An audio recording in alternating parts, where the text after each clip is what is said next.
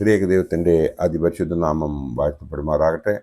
കർത്താവിൽ പ്രിയ വിശ്വാസികളുടെ സമൂഹമേ, കുഞ്ഞുങ്ങളെ, നിങ്ങളെ ഏവരെയും പ്രഭാത വചനത്തിലേക്ക് വിനീതമായി സ്വാഗതം ചെയ്യുന്നു. ഇന്ന് വിഷയമായി കൊണ്ടുവന്നിരിക്കുന്നത് സാക്ഷാൽ മുന്തിരിവള്ളി. വിശുദ്ധ യോഹന്നാൻ ശ്ലീഹായുടെ രക്ഷാസുവിശേഷം 15-ാം അധ്യായം 1-5 വാക്യങ്ങൾ നാം നോക്കുമ്പോൾ അതിൽ പ്രകാരം എഴുതിയിരിക്കുന്നു: ഞാൻ സാക്ഷാൽ മുന്തിരിവള്ളിയും എൻ്റെ പിതാവ് തോട്ടക്കാരനും ആകുന്നു. ഞാൻ മുന്തിരിവള്ളിയും നിങ്ങൾ കൊമ്പുകളുമാകുന്നു. ഒരുത്തൻ എന്നിലും ഞാൻ അവനിലും വസിക്കുന്നുവെങ്കിൽ അവൻ വളരെ ഫലം കായ്ക്കും. എന്നെ പിരിഞ്ഞിരുന്ന് നിങ്ങൾക്ക് ഒന്നും ചെയ്യുവാൻ കഴിയുകയില്ല. മർക്കോസിൻ്റെ മാളികയിൽ പെസഹ ഭക്ഷിച്ച ശേഷം കർത്താവ് വിശുദ്ധ കുർബാന സ്ഥാപിക്കുകയായിരുന്നു. അപ്പോൾ വീഞ്ഞ് വാഴ്ത്തി അവിടുത്തെ തിരുരക്തമായി ശിഷ്യന്മാർക്ക് നൽകി. ശിഖരങ്ങൾ തായ്തടികളിൽ വസിക്കുന്നത് പോലെ വിശുദ്ധ കുർബാന സംസർഗത്തിലൂടി വിശ്വാസികൾ തന്നിലും അവിടുന്ന് അവരിലും വസിക്കുന്ന അനുഭവത്തെക്കുറിച്ച് യേശു എടുത്തു പറയുന്നു. ഇവിടെ നാം മനസ്സിലാക്കേണ്ടതായ ഒരു കാര്യം മുന്തിരിച്ചെടിയുടെ വിശേഷതയാണ്. യഹൂദന്മാർക്ക് ആ ചെടികളെക്കുറിച്ച് ശരിക്കും അറിയാമായിരുന്നു. ഇന്ത്യയിൽ ഏറ്റവും കൂടുതൽ മുന്തിരി തോട്ടം ഉള്ളത് മഹാരാഷ്ട്രയിലെ നാഗപ്പൂരിലാണ്. അതിൻ്റെ പ്രാന്തപ്രദേശങ്ങളിലേക്ക് ചെന്നാൽ എത്ര മനോഹരമായ തോട്ടങ്ങൾ നമുക്ക് അവിടെ കാണുവാൻ സാധിക്കും. തമിഴ്നാട്ടിലും കർണാടകയിലും ഒക്കെ മുന്തിരി തോട്ടങ്ങൾ ഉണ്ട്. അവിടെയും ഒക്കെ ചെല്ലുമ്പോൾ നമ്മുടെ ആനന്ദം നമുക്ക് എന്തുമാത്രം ഉണ്ടാകുന്നുവെന്ന് നമുക്ക് ഏവർക്കും അറിയാം. ഇവിടെ യേശു നമ്മോട് പറയുന്നത്, ഞാൻ സാക്ഷാൽ മുന്തിരിവള്ളിയും എൻ്റെ പിതാവ് തോട്ടക്കാരനുമാകുന്നു എന്നാണ്. നാം ഓരോരുത്തരും മുന്തിരിവള്ളിയും നമ്മുടെ പിതാവ് യേശുവും ആണോ എന്ന് നാം ഈ അവസരത്തിൽ നമ്മോട് തന്നെ ചോദിക്കേണ്ടതുണ്ട്. അവൻ നമ്മുടെ പിതാവ് അല്ല എങ്കിൽ നാം ഈ ലോകത്തിൽ ഒരുപാട് കഷ്ടങ്ങൾ അനുഭവിക്കേണ്ടി വരും എന്നുള്ളതിന് യാതൊരു സംശയവുമില്ല. നാം ഓരോരുത്തരും കാട്ടുമുന്തിരിയായി തീർന്നിരിക്കുന്നു. അതിന് മാറ്റമുണ്ടാകണം. അങ്ങനെ മാറ്റം ഉണ്ടാകുന്നില്ല എങ്കിൽ നമുക്ക് ഒരുപാട് പ്രശ്നങ്ങൾ ഈ ലോകത്തിൽ അനുഭവിക്കേണ്ടി വരും എന്നുള്ളതിന് യാതൊരു സംശയവുമില്ല. നമ്മുടെ ആന്തരികമായ എല്ലാ കാര്യങ്ങളും തിരിച്ചറിയുന്നവനായ കർത്താവായ യേശു ക്രിസ്തു നമ്മളെ അനുഗ്രഹിക്കണം എന്നുണ്ടെങ്കിൽ നമ്മൾ 4 കാര്യങ്ങൾ ഇതിൽ നിന്നും മനസ്സിലാക്കണം. യേശു ക്രിസ്തുവും വിശ്വാസികളും തമ്മിലുള്ള ബന്ധം. രണ്ടാമത്തെ കാര്യം എന്ന് പറയുന്നത് ഫലം കായ്ക്കുന്ന ശിഖരങ്ങൾ വെട്ടിക്കളയുന്നു എന്നുള്ളത് നാം മറക്കാതെ മനസ്സിലാക്കുക. മൂന്നാമത്തത് ഫലം കായ്ക്കുന്നവ ചെത്തി വെടിപ്പാക്കപ്പെടുന്നു. നാലാമത്തത് ശിഖരങ്ങൾ ഫലം പുറപ്പെടുവിക്കണം. ഇതാണ് നാം മനസ്സിലാക്കേണ്ടത്. ഒന്നാമത്തെ പോയിന്റ് എന്ന് പറയുന്നത് യേശു ക്രിസ്തുവും വിശ്വാസികളും തമ്മിലുള്ള ബന്ധം. തായ്തടിയും ശിഖരങ്ങളും തമ്മിലുള്ള ബന്ധം ദൃഢവും വേർതിരിക്കാൻ പാടില്ലാത്തതുമാണ്. പൗലോസ് ശ്ലീഹാ ക്രിസ്തുവും വിശ്വാസികളും തമ്മിലുള്ള ബന്ധം ശിരസും ശരീരവും തമ്മിലുള്ള ബന്ധമായി ചിത്രീകരിച്ചിരിക്കുന്നു. ശിഖരങ്ങൾക്ക് ആവശ്യമായ പോഷണം തായ്തടിയാണ് പ്രദാനം ചെയ്യുന്നത്. അതുപോലെ നമ്മുടെ തായ്തടിയാകുന്ന ക്രിസ്തു നമുക്ക് അനുഗ്രഹങ്ങൾ തരുന്നതിനാൽ നാം ഇന്ന് ഏത് നിലയിലാണോ ആ നിലയിൽ ഉള്ളത് എന്ന് നാം മനസ്സിലാക്കേണ്ടതുണ്ട്.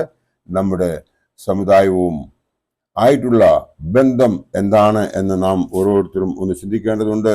നാം ദേവാലയങ്ങളിൽ പോകും, ആരാധനയിൽ സംബന്ധിക്കും, കുടിശ്ശികകൾ ഒന്നും തന്നെ കാണുകയില്ല. എന്നാൽ നമ്മുടെ യഥാർത്ഥ കമ്മിറ്റ്മെന്റ് എന്തായിരിക്കണം അവിടെ നാം അതിനെക്കുറിച്ച് ചിന്തിച്ചിട്ടുണ്ടോ എന്ന് ഒന്ന് വിശകലനം ചെയ്യുക. ദൈവകൃപ നേരിട്ട് അനുഭവിച്ചറിഞ്ഞവർക്ക് മാത്രമേ അതിൻ്റെ ആനന്ദം അനുഭവിക്കുവാൻ സാധിക്കുകയുള്ളൂ. തായ്തടിയിൽ നിന്നും പോഷകങ്ങൾ അതിൻ്റെ ശിഖരങ്ങളിലൂടെ ഇലയിൽ എത്തത്തക്കവണ്ണം ഇത്തിക്കണ്ണികൾ പ്രവർത്തിക്കുന്നത് പോലെ നമ്മുടെ പാപങ്ങൾ നമ്മെ ദൈവത്തിൽ നിന്നും അകറ്റി നിർത്തുന്നു. ചിന്തിക്കേണ്ട സമയം കഴിഞ്ഞിരിക്കുന്നു. രണ്ടാമത്തെ കാര്യമെന്ന് പറയുന്നത് ഫലം കായ്ക്കാത്ത ശിഖരങ്ങൾ വെട്ടിക്കളയുന്നു എന്നത് ആണ്. ഇതിൽ യോഹന്നാൻ ശ്ലീഹായുടെ രക്ഷാസുവിശേഷം 15-ാം അധ്യായം 2-ാം വാക്യത്തിൽ പ്രകാരം പറയുന്നു: എന്നിൽ കായ്ക്കാത്ത കൊമ്പൊക്കെയും അവൻ നീക്കിക്കളയുന്നു, കായ്ക്കുന്നതൊക്കെയും അധികം ഫലം കായ്ക്കേണ്ടതിനെ ചെത്തി വെടിപ്പാക്കുന്നു എന്ന് ഈ വേദഭാഗം നമ്മെ ഉദ്ബോധിപ്പിക്കുന്നു. നമ്മുടെ ഓരോരുത്തരുടെയും അവസ്ഥ എന്താണ്? മാമോദീസയിലൂടെ നാം സഭയുടെ അംഗം ആകുന്നു. എന്നാൽ പിന്നീടുള്ള നമ്മുടെ പ്രവൃത്തികളാൽ എന്താണ് സംഭവിക്കുന്നത് എന്നുള്ളത് പറയാതെ നമുക്ക് ഏവർക്കും അറിയാം. നാം ഓരോരുത്തരും ആ നമ്മുടെ യഥാർത്ഥ കർത്തവ്യത്തിൽ നിന്നും അകന്നു പോകുന്നതായി നാം ഇവിടെ കാണുന്നു. ഉദാഹരണം, യൂദ ഇസ്കരിയോത്ത കർത്താവിൻ്റെ ശിഷ്യത്വം സ്വീകരിച്ച് 3 വർഷം കൂടെ നടന്നിട്ടും മറ്റു ശിഷ്യന്മാരെ പോലെ അനുഗ്രഹം പ്രാപിക്കാൻ അവന് സാധിച്ചില്ല. നാം മനസ്സിലാക്കേണ്ടത്, ഫലം കായ്ക്കുന്നവനായി നല്ല ഒരു ശിഷ്യനായി മുമ്പോട്ട് പോകേണ്ട യൂദാ ഇസ്കരിയോത്ത നശിച്ചു പോകുന്നതായി നാം കാണുന്നു. 3-ാമത്തെ കാര്യമെന്ന് പറയുന്നത്, ഫലം കായ്ക്കുന്നവ ചെത്തി വെടിപ്പാക്കപ്പെടുന്നു. ഫലം കായ്ക്കുന്നവയാണ് ചെത്തി വെടിപ്പാക്കുന്നത്. കൃഷിക്കാരായ നമുക്ക് ഏവർക്കും അതൊക്കെയും അറിയാം. തേയില കവാത്ത് നിങ്ങൾ കണ്ടിട്ടുണ്ടാവും. കോവൽ വള്ളികൾ മുറിച്ചു മാറ്റുന്നത് കണ്ടിട്ടുണ്ടാവും. പുതിയ വള്ളികളിൽ കൂടുതൽ ഫലം കായ്ക്കുന്നതായി നാം കാണുന്നുമുണ്ട്. നമുക്ക് വരുന്ന ഓരോ പരീക്ഷകളും നാം ഇങ്ങനെയാണ് കാണേണ്ടത്. നാം ദൈവത്തോട് കൂടുതൽ അടുക്കുന്നതിനായി അവൻ നമ്മോട് പറഞ്ഞു തരുന്നതായ ആ ഓരോ നല്ല കാര്യങ്ങളും പഠിക്കുകയും അതിൻ പ്രകാരം നമ്മൾ ജീവിക്കുകയും ചെയ്യുന്നുവെങ്കിൽ നമ്മളുടെ ഓരോ വിഷമഘട്ടങ്ങളും നമുക്ക് അതിൽ നിന്ന് കരകയറുവാൻ ദൈവം നമ്മൾക്ക് വഴി കാട്ടിത്തരും എന്നുള്ളതിന് യാതൊരു സംശയവുമില്ല. ഉദാഹരണത്തിന്, മുന്തിരിങ്ങ പിഴിയുന്നു, പുഷ്പങ്ങൾ പിഴിഞ്ഞ് പെർഫ്യൂംസ് ഉണ്ടാക്കുന്നു. അതുപോലെ മനുഷ്യന് വിഷമങ്ങൾ വരുന്നത് അവനെ ശോധന ചെയ്യുന്നതിനാണ്, അവൻ കുറച്ചുകൂടെ ദൈവത്തോട് അടുക്കുന്നതിന് വേണ്ടിയിട്ടാണ് എന്ന് നാം മനസ്സിലാക്കേണ്ടതുണ്ട്.